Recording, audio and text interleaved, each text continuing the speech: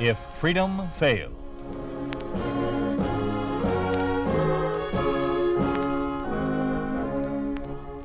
We'd like to take you on a visit to a town that doesn't exist, a town we call Springfield, USA. We'd like to show you how things would be in any American town if communism took over. This is the story of a man who betrayed his country because he refused to believe the truth, refused to believe even the things that he saw for himself. J. Carrol Naish stars as Thomas Custer in the story called The Traitor.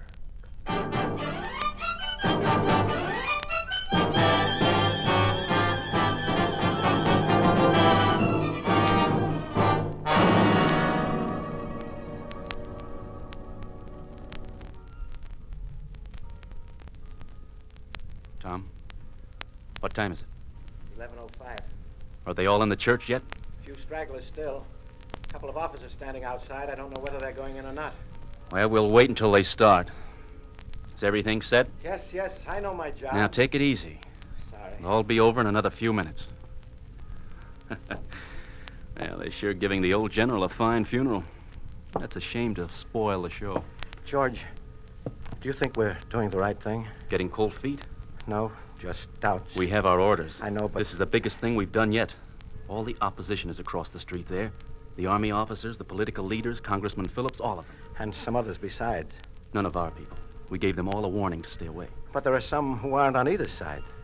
Now, Tom, I know that some innocent people are going to be hurt or killed when I press this plunger. You think I'd do it if I didn't believe it was right? No, I guess not. It has to be done. Get rid of the opposition and we take over.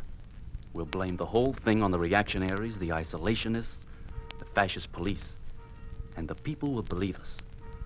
Besides, you and I know that it's for their own good. That's what makes this right. I wanted to hear you say that, George. That's the only thing that does make this right. It's for their own good. And for the good of the whole country. What time is it now? 11:10, they're just closing the doors. Did those officers go inside? Yes, there's no one around. Well, as soon as I set off the charge, we'll go out the back way, split up, and meet back at headquarters. Our alibi is all set in case someone suspects us. Are you ready? Ready. And here she goes.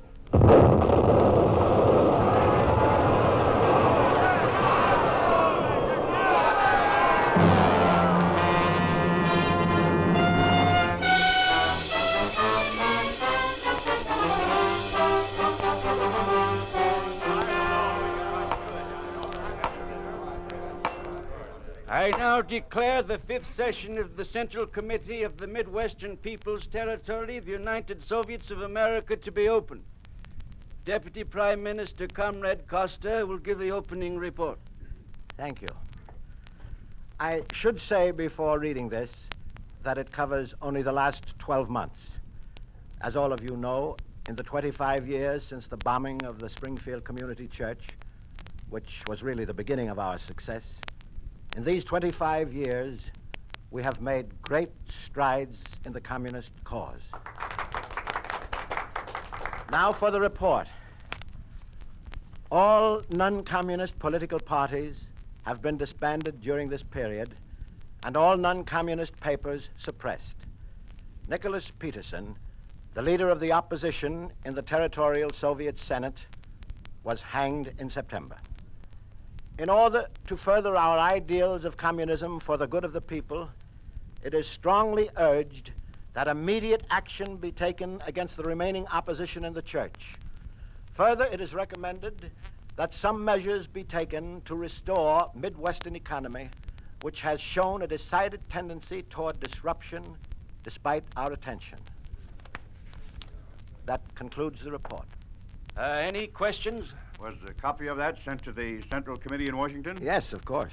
Do you think that was wise? What do you mean, Cole? Well, the part about the church was all right and what came before, but those last points seemed to me to be an admission that we're not doing our job.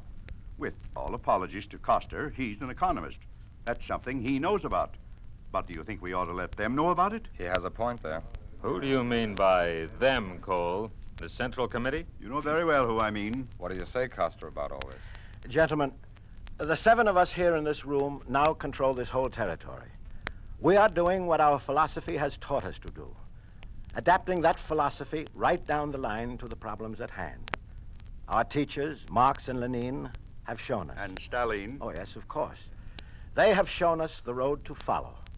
Now we must show our fellow Americans. It is our duty.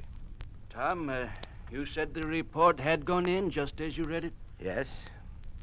Very well, then there's not much point in discussing that angle. Cole, have you done anything on the suppression of the religious organizations? Yes, I have. Do you want a report? Please. I've drawn up several resolutions to be passed on to the Senate. And I believe that they will... Why, what's this? Give me, gentlemen. Who are you? What's the meaning of coming in here? Oh, Judge Damon, I recognize you from your pictures. You do not recognize me, though, huh? The name is Borka. Alexander Borka. Oh, Borka, of course. I read about your activities in Europe. You have credentials, Comrade Borka? Yes, I have them. You're wise to be cautious, Mr. Damon. Here they are. Look them over, and I'll meet the others here. Hey, look, Tom, they're signed by the Politburo itself. Well, you know who he is, don't you? Yes, by reputation. I never expected to meet him. I wonder why we had no warning. We'll find out soon enough. Now then, if you're satisfied that I am indeed who I say I am, we'll get to work. Please sit down, gentlemen. Now then, let me say first that I bring personal commendations from our great leader to all of you for the fine work you have done in this territory. Under your leadership and inspired by your example, thousands of party members have been educated into absolute loyalty to the party. But that is not the only reason I am here. I have a copy of your last report, Comrade Custer. Yes? You will prepare this? Yes, I did. You will explain it then, please. Well, as we said there, all political parties and newspapers have been... That I have read myself. You will explain only the recommendations. We recommend that some measures be taken to assist us with our program here, with the dissolution of the church and with readjusting our economy. Enough. Comrade Custer and the rest of you, too. Do you realize what you have done? You have made recommendations to us. Quiet. No one does such a thing. It is disgraceful. Now you leave, please, comrades, to think this over. Except you, Comrade Damon and Comrade Costa. I have some further instructions for you. It is the feeling in the Politburo that while you have made a terrible error, you are both the loved and respected leaders of the party here in this territory. Therefore, we are inclined to forgive this indiscretion for the time being. I repeat, for the time being. I'll remain here and see to it that nothing like this occurs again. Mr. Borka. Yes? Tom and I have been loyal Soviet Americans for 25 years. I know that. We've worked for communism because we believed in it. The things that we've done, many of them on orders from your country, we did because we were told that they were right. Right for our country. These recommendations were made for the same reason. For a communist of 25 years, you show a remarkable lack of indoctrination to our policy, Comrade Damon. In your last pretty little speech, you made two bad mistakes. First of all, your nationalist spirit is deplorable. Nationalism is the prerogative of the one and only leading power of the world, the Soviet Union. Your country is the Soviet Union. And secondly, you will receive complete guidance from the Kremlin. They will not tolerate the slightest sign of independent action or independent thinking, even among the most loyal communist leader in the Soviet satellite states. Is that clear? Yes, Mr. Borka. Quite clear. I'm very sorry that our first meeting had to be on such difficult matters, Damon. I have respected your work and your leadership for many years. I want you to know that. Thank you. I'm certain we'll get along very well from now on. It's much better to clear the air this way so that we can join together in a friendly atmosphere. Of course. Now, would you excuse us, please, if I talk to Costa alone? Very well. I'll wait for you. All right, George. Damon seems to have changed, don't you think?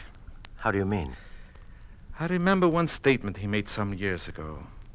He said, all communist parties form one single communist front under the direction of the Soviet Union. Now he seems to have forgotten his own words. Ah, well, no matter. Now, Costa, let's get down to work. First of all, the Politburo quite agrees with your thoughts concerning the church. They're certainly consistent with Marx and Lenin. You were wrong to make the recommendations, of course. But nevertheless, here are the laws to be enacted to correct this corruptive influence of religious bodies. Here you are. A law guaranteeing the freedom of religion. Article 1.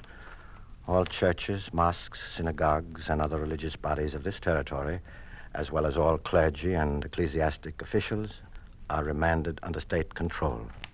2. The state assumes power to alter or suppress all church statutes, regulations, administrative rules, and so forth. 3. The state has the power to appoint, dismiss, and remove from their posts all clergy and all church officials. I think you have the general idea. You will submit this to the Senate and carry through after it is passed. Naturally, we'll expect a unanimous vote. But why me? For you? The answer should be obvious. You are now the top man in this territory. Respected, admired, loved by the working class. Yes, but I'm only the vice premier. How about Premier Damon? Why doesn't he present this? Comrade Damon? I believe we need to re-educate him. Too nationalistic, too unreliable. He'll leave tomorrow for Moscow.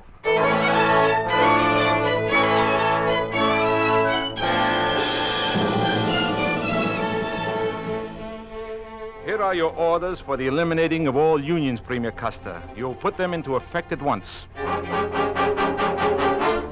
It is essential that we expand the territorial police force, Comrade Custer.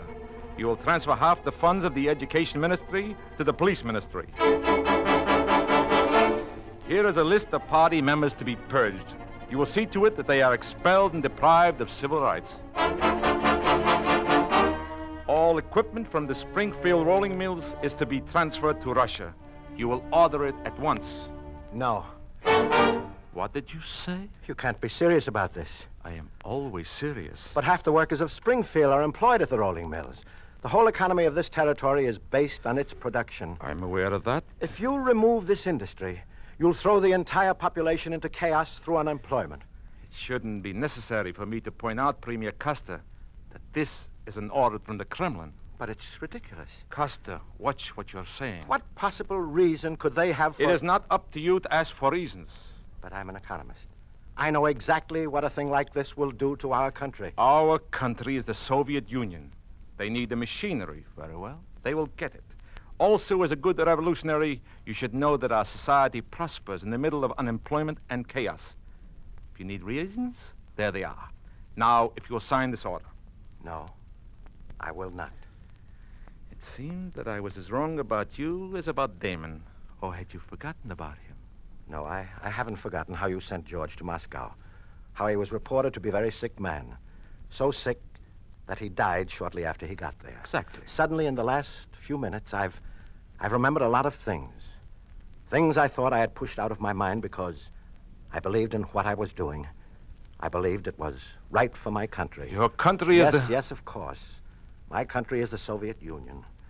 How many times have you told me that, and I didn't pay any attention to it because, well, I thought, he's a Russian and I'm an American, but we both have the same communist ideals. He's entitled to love his country, and I have the same rights. But now, for the first time, I see that isn't true. I see how blind I've been for 25 years. Blind to everything that was going on around me. This is treason that you're talking. Oh, no. Don't try to tell me what treason is. I've been a traitor to my country. Yes, my country. A traitor since I first took out a Communist Party card. And for the first time in my life, let me be a patriot. Let me stand here and tell you that I know you and the bosses in the Kremlin for what you are. You don't want anything but Russian colonies. A whole world of them, ruled by Soviet marshals like you. Yes, that's right. Press your buzzer, pound the buttons in front of you, and get your police in here. You have a perfect case against me. A man willing to cry out to the world about what a Frankenstein he's created. A blind man who's suddenly been given the power to see. Did you call us? Premier Custer is under arrest. Take him away. The premier? You will hold him in isolation. I'll arrange the details later. Yes, I'm sure you will, Comrade Walker. Now, don't give us any trouble, Mr. Costa. Oh, I wouldn't think of it. I know what happens to anyone who resists arrest. Come along. Oh, one last question, if you please. Comrade Borka, you have succeeded in eliminating me. But how long do you think you can last? Take him away.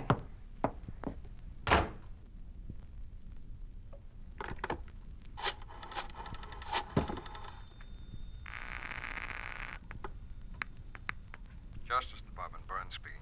Hello, Burns. This is Alexander Borka. Yes, Comrade Borka. You prepare indictment against Premier Costa immediately, charging him You that... say Premier Costa? Yes, Costa. Can't you hear me? Yes, sir. Sorry. You will charging him with treason, espionage, and sabotage. Also with nationalistic tendencies and lack of friendship and sincerity towards the Soviet Union. Did you get that? Yes, sir. I'll give you the details of trial later. How it is to be conducted and what the verdict will be. That's all.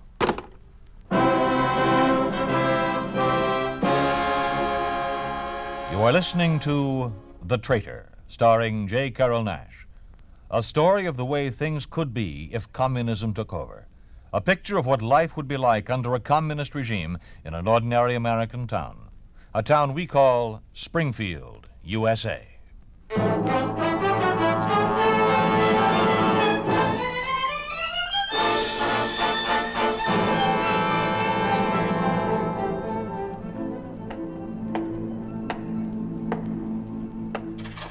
That's all, guard.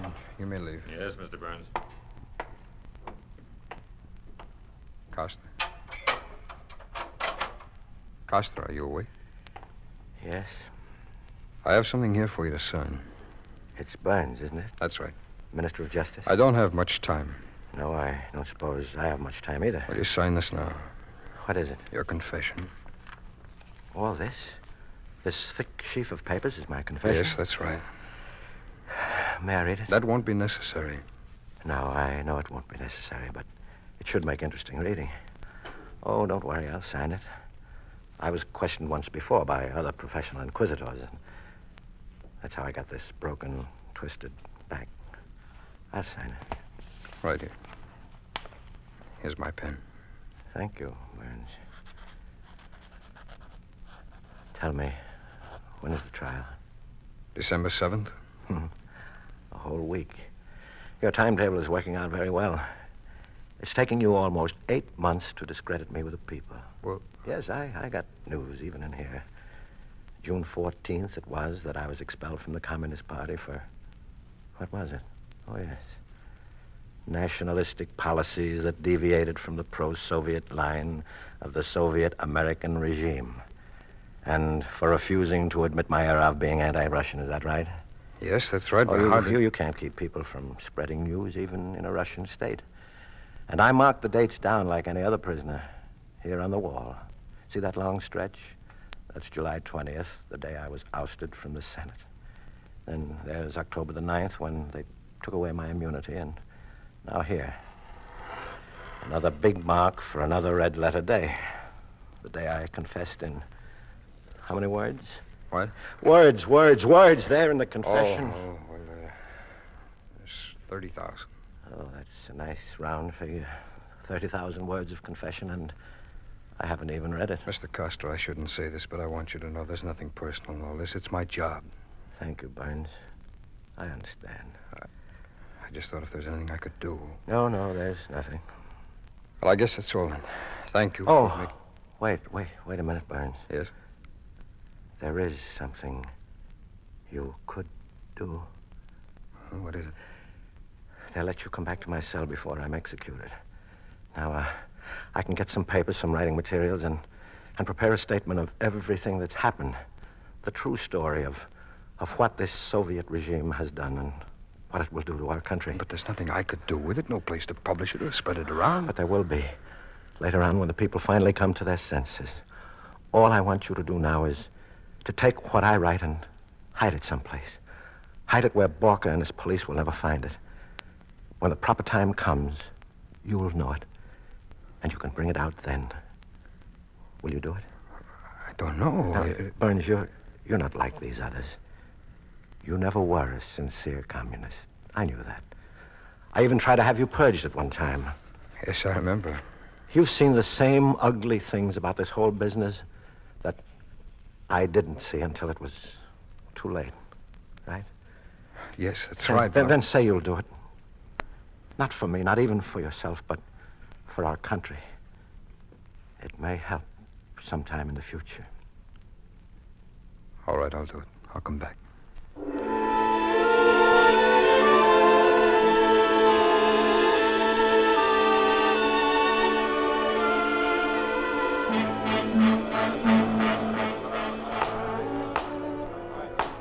I declare this Soviet court now in session. Thomas Koster, you will please stand. Step forward to the bench. Thomas Koster, you're charged with treason, espionage, nationalistic tendencies, sabotage, lack of friendship and sincerity towards the Soviet Union. Now, do you plead? Not guilty. Quiet, please. This court is inclined to agree with the expression of the people, but in the interest of expediting this trial, we request no further exhibitions. Now, Thomas Koster, I have before me your full confession to these acts. What do you have to say to that? They are not true. If it please the court... Dr. Dykeman, you're the counsel for defense? Yes, Your Honor. I should like to ask for a recess. I have never been a police agent or an imperialist spy. Be quiet, Koster. I'll handle this. I should like to ask for a recess to acquaint the defendant with the items in his confession. The court will recess for 20 minutes. Come along, Koster. We'll go to the judge's chambers. Now then, what is the meaning of all that? I'm sorry, Your Honor, but the defendant... Koster, I thought you'd been rehearsed for your part in this trial. You signed the confession? I've lied enough. From now on, I'll tell the truth. You tell the truth. To whom? Don't you realize that we have 50 witnesses ready to testify against you? Your Honor, I was informed when they assigned me to this case that... Keep out of this, Dykeman. We've got to get this thing straightened out right now. Koster, when we go back in that courtroom, I want you to plead guilty just as you were instructed. No, I won't do it. Very well. Dr. Dykeman, Yes, Your Honor. when we reconvene, I will call on you for the opening statement and you will address the court.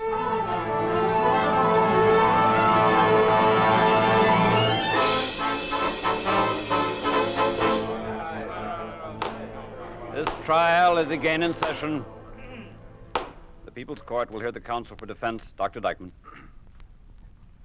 Your Honor, members of the court, I have discussed the charges with the defendant, charges of great magnitude against which there is no defense. These charges have been proved, and the defendant confessed to their truth. Now he chooses to make a mockery of this court by denying them. I have no recourse except to state that as defense counsel, I must assist the prosecution to find objective truth. I apologize for serving in Koster's behalf.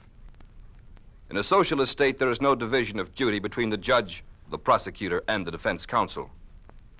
Only if Koster repents will I ask for mercy. If he does not, I ask that the maximum penalty be exacted. Thank you, Dr. Dykeman. Thomas Koster, do you wish to change your plea? No, I am not guilty. I have not done the things with which I am charged. It is a pack of lies. Lies that were prepared under the shadow of a red flag 5,000 miles away. I am guilty only of being blind, only of helping a cruel machine to gain control of our hearts and minds and finally our country. Thomas Koster, the People's Court of the United Soviets of America finds you guilty as charged. You'll be taken from this place and within 48 hours, hanged from the neck until you're dead. Case dismissed.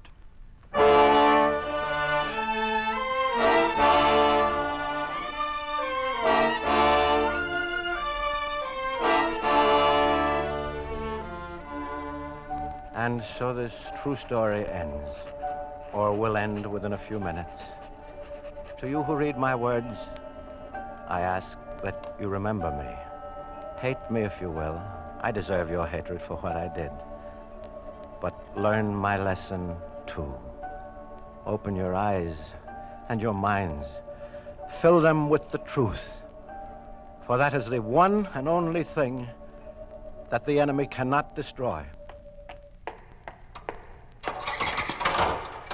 Guard, stand outside. The committee's coming right in. Yes, Mr. Burns. They're right behind me, Mr. Costa. Have you finished? Yes, quick. Take it. Here. Get it out of my coat. Thank you. And, Comrade Costa, I've already notified the papers that you made a groveling plea for mercy in a full confession. We explained your defiant attitude in court as due to nervous agitation and the unhealthy ambition of an intellectual. Ah, Mr. Burns, you have preceded us. Yes, sir. I was just telling Costa. Yes, I heard you. May I commend you on your announcement? I particularly like the part about when Costa here admitted that the sentence was just. Excellent. Thank you, sir. And now, Comrade Costa, if you are ready. Quite ready. Good, good. I see that you're not going to give us the same difficulty we had in court. I am ready. Take him away. Yes, sir. What? Hut! It's a great day for me, Comrade Burns. There goes the last of the troublemakers. Now our own men. Men trained in Moscow are in the key positions. We have no more difficulties with enforcing our regulations. Yes, sir. It's a shame about Costa. If only he had followed orders, he might be dying for a cause instead of for nothing. He might have left something behind. Yes, Comrade Borka. Yes, indeed. He might have left something behind.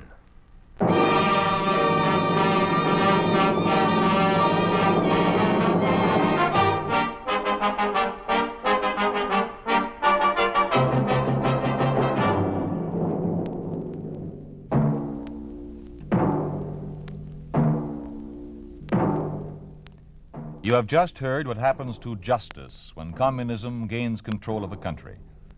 You have heard what happens when the rights of the individual are trampled under a communist machine. You think this could not happen? It did happen exactly as we told it. The whole story took place in Bulgaria. Thomas Koster was Traitor Kostov. He was a slave of communist ideology, but he refused to make his country a colony of Soviet Russia. Yes, this is the true story of Traitor Kostov of Bulgaria, removed from office, arrested, tried, and hanged within a period of 8 months.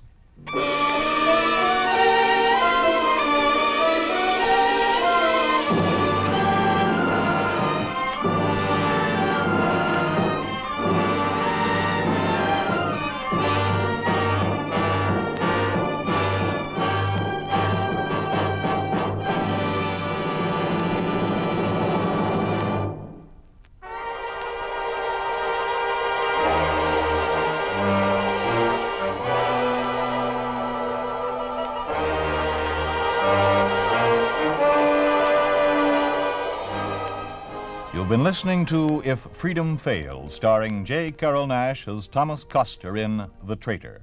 Frank Richards was Borka, Stacey Harris was Burns, and Doug Young was Damon. Others in the cast were Lamont Johnson, Ralph Mooney, Bill Bissell, Marty Warren, Herb Ellis, and Frank Gerstle. Music was composed by Earl Lawrence, with musical direction by Michel Perrier. The Traitor was written for If Freedom Failed by Robert C. Vinson, produced and directed by Will Scott. Sergeant Lloyd Iyer speaking. This program has come to you through the worldwide facilities of the United States Armed Forces Radio and Television Service.